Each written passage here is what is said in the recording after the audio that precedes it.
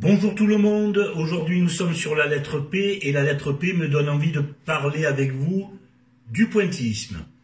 Alors, je ne peux pas commencer à parler du pointillisme sans parler du scientifique Michel-Eugène Chevreul.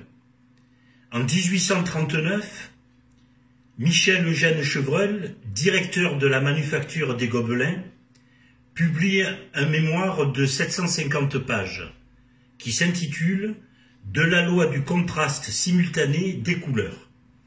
Il y montre qu'une couleur influence une couleur avoisinante, un même ton semble plus clair s'il est sur un fond plus sombre, les couleurs complémentaires se rendent plus vives mutuellement, et les couleurs non complémentaires s'éloignent en ton. Alors c'est la théorie du contraste simultané. L'œil du spectateur, en prenant du recul, mélange ensuite ces taches de couleurs. Alors revenons au pointillisme. Qu'est-ce que le pointillisme? C'est un mouvement artistique et une technique picturale qui utilise des petites touches de couleurs rondes ou carrées juxtaposées plutôt que des mélanges de pâtes colorées. En 1880, Georges Seurat veut renouveler l'impressionnisme. Pour cela, il s'inspire des recherches de certains peintres comme Manet, Sisley, ainsi que des théories de Chevreul. Il met au point un système que la critique a désigné de façon beaucoup plus péjorative comme pointillisme. Paul Signac donne le nom de divisionnisme. Les coups de pinceau sont remplacés par des points de couleurs ou de taches juxtaposées formant une image complète.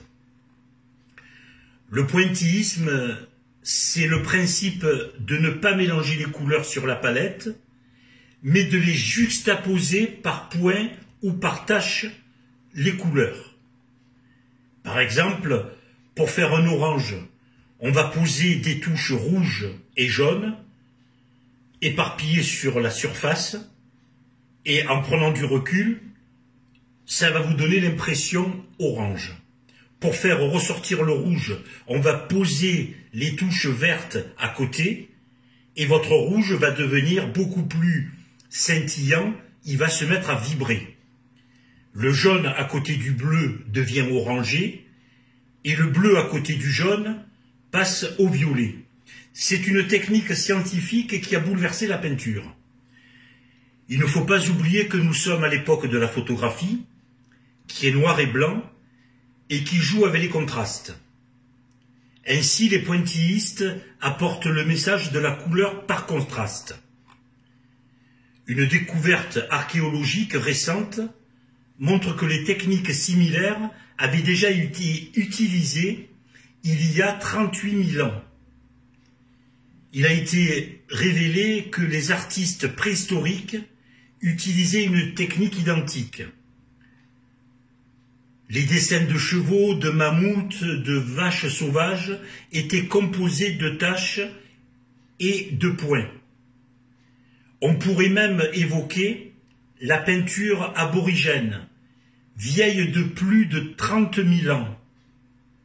Les aborigènes recouvraient le sol de pointillés réalisés avec des pigments naturels comme la craie, l'argile, le charbon de bois et les ocres.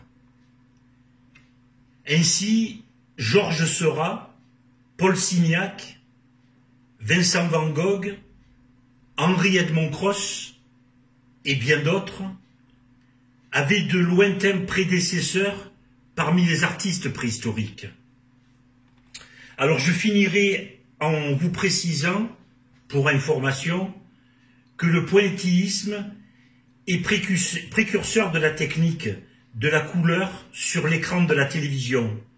On appelle ça le RVB, c'est-à-dire le rouge, le vert et le bleu, pour obtenir une image colorée sur la surface du téléviseur. Je tiens à vous remercier pour votre écoute J'ai essayé de condenser un maximum de façon à, bien entendu, ne pas trop m'étendre et à vous donner quelques informations. N'hésitez pas à partager la page si ça vous convient. Et puis, je vous souhaite un bon confinement et je vous dis rendez-vous pour la prochaine lettre. Merci, au revoir.